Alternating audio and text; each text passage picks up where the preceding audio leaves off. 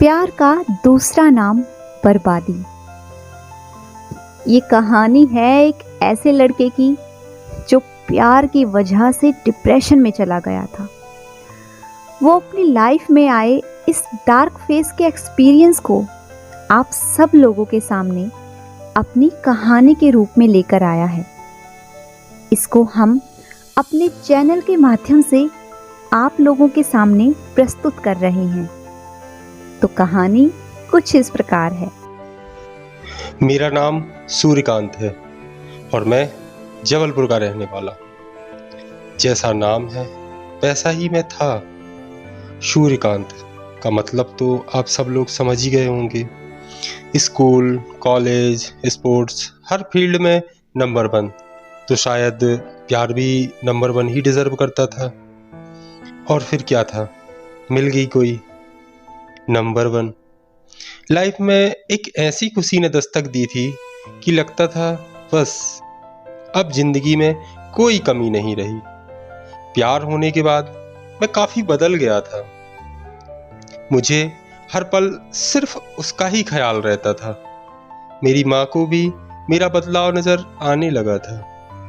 रीना नाम था उसका, जो मुझे प्रेम नगर ले गई थी। पहले पढ़ाई से मन दूर हुआ, फिर दोस्तों से, और दोस्तों से दूर हुआ तो स्पोर्ट्स से भी मैं दूर हो गया था। असल में धीरे धीरे मैं मिटना शुरू हो गया था और इस बात का मुझे एहसास ही नहीं हो पाया था। खैर, अभी भी मैं नंबर 1 ही था, लेकिन अब गिनती पीछे से शुरू हो चुकी थी। मेरे पीछे जाने और प्यार का आगे जाना। शायद आप लोग समझ ही गए होंगे, प्यार का आगे जाना। इस बात का मतलब है मुझे पीछे जाता देखते रीना आगे निकल गई थी। अब उनको कोई और नंबर 1 मिल गया था। मैंने रीना से सिर्फ एक ही सवाल पूछा था, क्या मिल गया तुम्हें एक हंसती खेलती जिंदगी बर्बाद करके? और उसने मेरे सवाल का जवाब पता है क्या दिया था? अपना साथ यहीं तक था। और बस फिर मैंने उसकी तरफ कभी पलटकर नहीं देखा। हाँ, मैंने अपनी लाइफ में गलतियां की हैं, कुछ ऐसी गलतियां जिनकी सजा मैंने काफी लंबे टाइम तक भुगती है। मैंने अपनी लाइफ का एक बहुत ही डार्क फेस देखा है, जिसमें अच्छा कहने को कुछ भी नहीं था। मैं डिप्रेशन में जा चुका था। दिन तो जैसे तैसे फिर भी कट जाया करते थे, पर रातें नहीं बीतती थी। जागते जागते और वक्त का हिसाब करते करते सुबह हो जाया करती थी। सुबह एक अच्छी नींद मिलने का दिखावा भी करना होता था और दोस्तों के साथ हंसी मजाक भी करना होता था। मेरे साथ इतना सब होने के बाद भी दूसरों के सामने जिंदगी को जीना होता था, क्योंकि मैं औरों के सामने अपना मजाक नहीं बनाना चाहता था।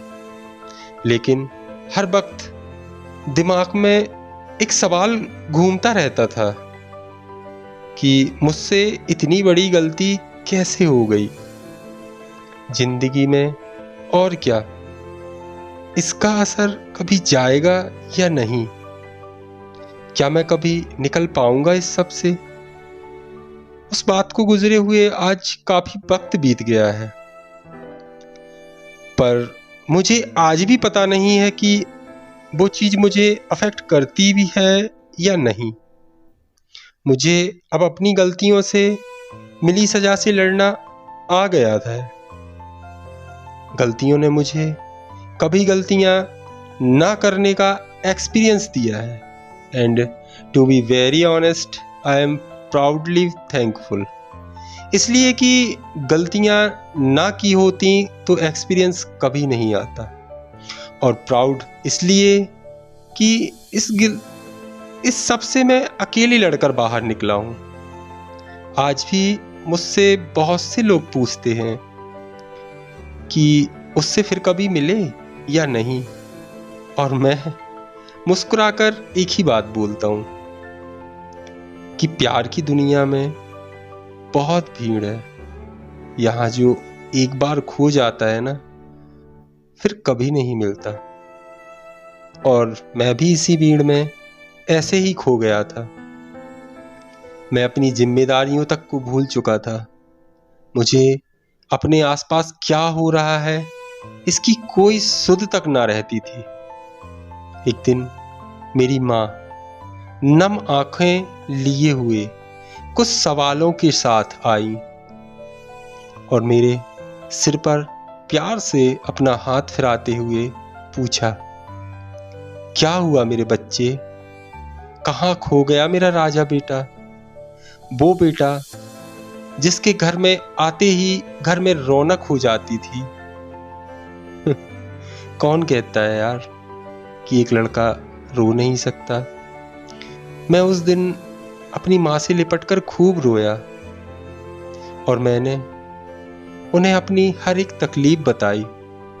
मेरे अंदर चल रहे अनकहे अनसुलझे तूफान को अपनी माँ के सामने लाकर रख दिया था।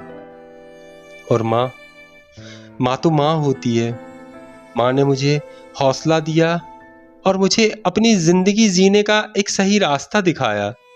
मैंने जिम्मेदारियां और मेरे कर्तव्य जिनसे मैं दूर हो गया था, उन सब का माँ ने मुझे एहसास दिलाया। आज मैं माँ की दी हुई सीख से एक अच्छी नौकरी कर रहा हूँ और एक माता पिता का जिम्मेदार और सफल बेटा हूँ। दोस्तों, अंत में हम आप सबसे यही कहना चाहते हैं कि जब आपके जीवन में गोल्डन पीरियड आता है तो कुछ बुराइयां भी एक अनोखी चमक के साथ सामने आकर खड़ी हो जाती हैं। यदि आप इनसे लड़कर आगे निकल गए तो सफलता आपका कभी साथ नहीं छोड़ेगी। और एक बात, किसी के लिए अपने आप को इतना ना मिटा देना कि खुद के लिए जीना ही भूल जाओ। तो दोस्तों, अगर आप सभी को हमारी कहानियाँ पसंद आती हैं तो वीडियो को लाइक करना और शेयर करना ना भूलें। क्या पता आपके एक शेयर से किसी की ज़िंदगी बदल जाए। और अगर आपने अभी तक इस चैनल को सब्सक्राइब नहीं किया है तो ऐसे ही कहानियाँ सुनने के लिए जल्दी से चैनल को सब्सक्राइब कर लें। Thanks for watching.